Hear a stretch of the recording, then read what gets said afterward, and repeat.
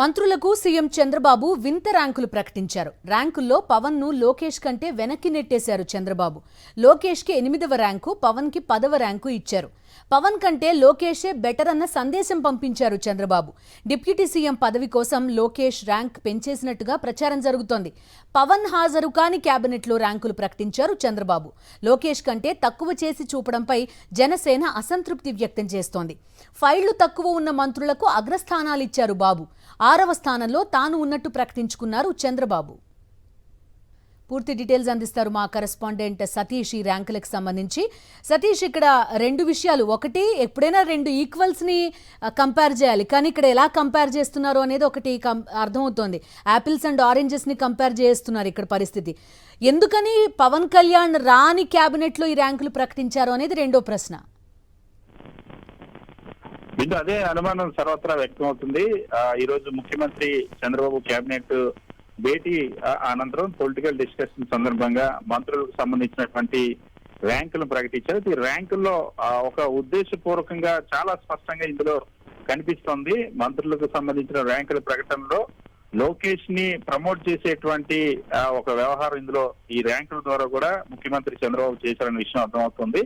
లోకేష్ కి 8వ ర్యాంక్ ఇచ్చి పవన్ కళ్యాణ్ కి 10వ ర్యాంకు ఇచ్చారు సీఎం చంద్రబాబు. పవన్ కళ్యాణ్ కంటే లోకేష్ బెటర్ పనితీరులో, ఫైల్స్ క్లియరెన్స్ లో అన్నటువంటి ఒక సందేశాన్ని ఇటు పార్టీలోనూ అటు ప్రజల్లోనూ కూడా పంపాలన్నటువంటి ఒక మోటివ్ అన్నది చాలా స్పష్టంగా ఇందులో కనిపించింది.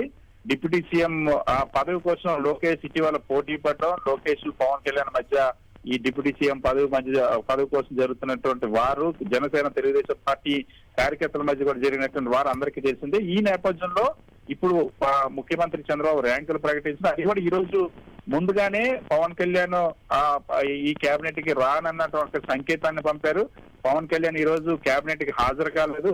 పవన్ కళ్యాణ్ హాజరు కానటువంటి కేబినెట్ లో ర్యాంకులు, ఎందుకంటే డిసెంబర్ 31 వరకు ఫైల్స్ క్లియరెన్స్ సంబంధించినటువంటి ర్యాంకులు అయితే అది జనవరిలో గతంలోనే ప్రకటించవచ్చు, పవన్ కళ్యాణ్ ఉన్నప్పుడైనా ప్రకటించవచ్చు, లేదా తర్వాత అవి జనవరి వరకు కూడా పరిశీలించి కూడా నెక్స్ట్ కూడా ప్రకటించేటువంటి అవకాశం వచ్చేటువంటి కేబినెట్ లో.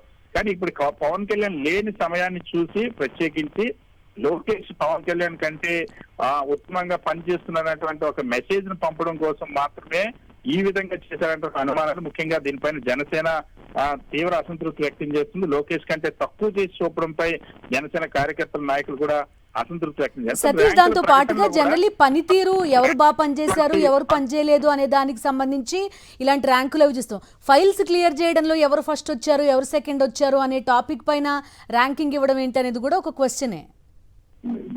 ఖచ్చితంగా ఇప్పుడు అదే ఆశ్చర్యంగా, ఎందుకనే వింత ర్యాంకులుగా అందరూ పరిగణిస్తున్న పరిస్థితి. సాక్షాత్ ఆయన మంత్రులు కూడా ఇందులో కూడా మంత్రులకు ప్రకటించినటువంటి ర్యాంకుల్లో కూడా ఏదైతే ఫస్ట్ ర్యాంకు ఎన్ఎండి ఫరూక్ ఇచ్చారు, మైనార్టీ వెల్ఫేర్ మినిస్టర్, అతి తక్కువ ఫైల్ ఉన్నటువంటి డిపార్ట్మెంట్. అదేవిధంగా 2వ ర్యాంకు పందులు దుర్గేష్ ఇచ్చారు, టూరిజం శాఖలో చాలా తక్కువ ఫైల్స్ ఉంటాయి. అదేవిధంగా కొండపల్లి శ్రీనివాస్ కి 3వ ర్యాంక్ ఇచ్చారు. అతనికి ఉన్నటువంటి సెర్ప్ డిపార్ట్మెంట్ కానీ లేదా ఎంఎస్ఎంఈ కానీ వీటిలో చాలా తక్కువ ఫైల్స్ ఉంటాయి. 4వ ర్యాంక్ ఇచ్చిన నాదెండ్ల మనోహర్ కూడా చాలా తక్కువ ఫైల్స్. అత్యధికంగా ఫైళ్లు ఉండేటువంటి శాఖలు మనం చూస్తే ఆర్థిక శాఖ 24వ స్థానంలో ఉంది, ఇరిగేషన్ శాఖ 22వ స్థానంలో నిమ్మల రామనేటువంటి, 21లో అనగాని సత్యప్రసాద్, రెవెన్యూ మినిస్టర్ 20వ స్థానంలో మంత్రి అనిత ఉన్నారు. సో ఇది కేవలం ఇందులో ఈ ర్యాంకుల ప్రకటన అన్నది లోకేష్ ని పవన్ కళ్యాణ్ కంటే ఎక్కువగా చూపించాలన్నటువంటి ఒక ఉద్దేశం మాత్రమే ఉందన్నది అనుమానం అందరికీ అందుకనే బలపడుతుంది.